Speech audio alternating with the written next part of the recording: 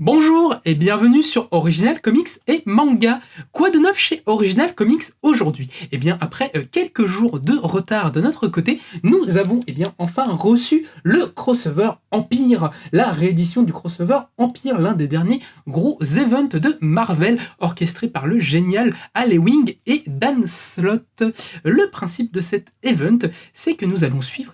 la destinée de l'Empire Kree-Skrull, qui sont cet empire galactique qui depuis maintenant des centaines et des centaines d'années se font la guerre et qui a eu beaucoup d'influence et d'ingérence sur la vie de la Terre et sur beaucoup de ses héros. Cependant, après, je vous dis, ces millénaires d'affrontements, les Kree et les Skrull ont enfin trouvé un acte de paix et se reforgent en tant qu'un empire unique derrière le personnage de Hulking, le fils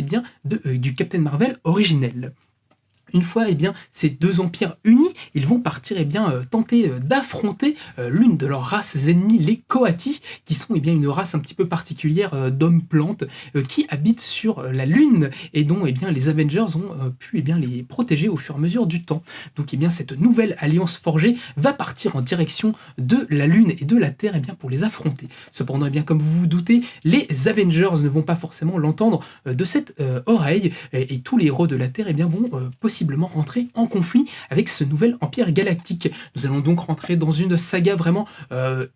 épique, fantastique, qui va pouvoir faire rejaillir beaucoup d'éléments passés de l'univers de Marvel, et pour nous montrer cette grande guerre à très grande ampleur, avec des drames assez humains qui se touchent, parce que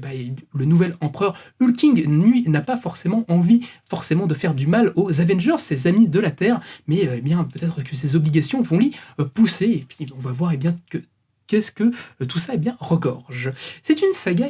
qui a eu mine de rien, une petite influence sur le Marvel du moment, qui n'est pas forcément une très très grande saga dont on se rappellera dans les prochaines années, mais qui, je trouve, est assez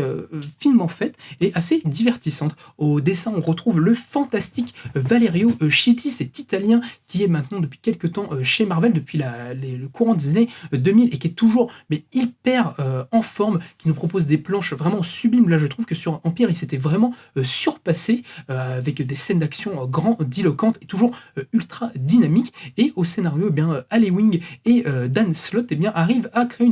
une histoire qui, moi je trouve, se tient et qui rend parfaitement hommage à l'histoire des Avengers. Moi je trouve qu'il y a un petit feeling un petit peu du Marvel des années 70, notamment en hommage, je pense à l'époque de Roy Thomas sur le titre, notamment parce que c'est lui qui avait écrit la guerre originale des Kree-Skrull, dont vous pouvez retrouver un petit peu plus d'informations dans notre chronique que nous avions fait sur l'ordre de lecture des Avengers, mais en tout cas c'était une saga vraiment assez ambitieuse, et moi que j'aime vraiment beaucoup ce petit feeling vraiment d'aventure old school, très pulp de ces années-là, et que je trouve Alewing et Dan Slott arrivent à retrouver dans Empire, en tout cas tente de rendre hommage à ça, et moi j'aime vraiment beaucoup, je trouve ça vraiment assez sympa. Donc ça ne sera pas vraiment la lecture qui vous ouvrira les chakras et sera impérissable, mais ça vous fera passer vraiment un excellent moment. Et si vous aimez surtout ces années-là et les événements très cosmiques, franchement il y a de très très bonnes choses à y lire, notamment si vous aimez les personnages de Wiccan et Hulking, qui ont des développements assez savoureux dans cet event-là. Je vous rappelle que ces deux personnages avaient été créés au début des années 2000 dans la série Marvel des Young Avengers, qui était écrite par Alan Ensberg et dessiné par Jim Chung, qui voyait une nouvelle équipe de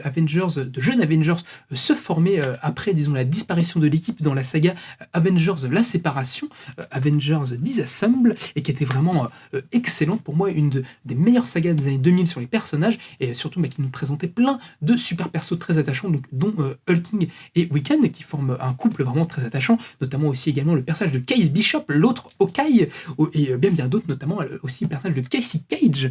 qui aura son importance dans les prochains films, en tout cas de prochains films Ant-Man. Comme à son habitude, une fois que Panini Comics nous a proposé un event en format deluxe, il nous le propose également dans des absolutes. Et bon Dieu, qu'il est gros cet absolute, c'est un double absolute, ce format vraiment de prestige que nous propose Panini Comics pour cet event. Le principe, c'est que ça va vraiment regrouper toutes les histoires qui ont été faites eh bien, autour de cet événement-là. Dans la version Deluxe classique que je vous ai présentée par avant, vous retrouverez vraiment juste la saga principale, plus quelques, disons que quelques petits prologues, notamment le prologue Incoming, qui n'avait pas été publié à l'époque dans les softcovers et que beaucoup de lecteurs s'en étaient pleins. Et bien Panini Comics l'inclut enfin pour ceux qui avaient envie de le lire, qui préparait un petit peu, disons, le futur de l'univers Marvel au moment où ça avait été publié. C'était une sorte de petit teasing qui est assez chouette. Et dans la version absolue, vous allez retrouver absolument tous les tie-ins qui ont été faits, donc les consacrer, voir ce qui se passe pour les Avengers pendant ce temps-là, enfin en tout cas pour certains Avengers, pour le Wakanda, pour les Fantastic Four, etc., etc. L'originalité de ce double absolute que nous propose aujourd'hui Panini Comics, c'est que Empire, en fait, ça avait été un événement qui avait eu quelques petits soucis au moment de sa publication, parce qu'il était arrivé, en fait, c'était le premier gros événement que Marvel publiait après le Covid, en fait, après les différents confinements. Et à l'époque, il y avait beaucoup de séries qui avaient été annoncées, qui avaient été en partie créées, en fait, par certains des auteurs qui devaient être des tie-ins de l'événement, notamment sur Thor, sur d'autres personnages, qui n'ont tout simplement pas été publiés, qui ont été même annulés, malgré le fait qu'il y avait déjà des pages qui avaient été produites. C'était du coup assez dommage, surtout qu'il y avait des auteurs assez sympas, notamment le superbe Pascal Ferry sur du Thor ou des choses comme ça, ou même il y avait du Spider-Man aussi qui était assez cool, et qu'on n'avait pas pu avoir. Et Panini Comics profite de ce gigantesque absolute pour nous proposer en tout cas les pages qui avaient été faites, les histoires qui étaient déjà prévues, qui n'ont jamais été publiées, que ce soit aux États-Unis ou en France. Donc c'est de l'inédit complet, et plus beaucoup de pages en fait de recherche, beaucoup de croquis, de pages en partie ancrées qui devaient être publiées mais qui ne l'ont pas été. Donc ça permet à la fois pour les complétistes d'avoir vraiment l'entièreté de ce qui a été produit sur ce gros event, mais également pour les plus curieux de découvrir un petit peu les coulisses de la production d'un bande dessinée ou d'un grand event comme cela. Donc voilà, moi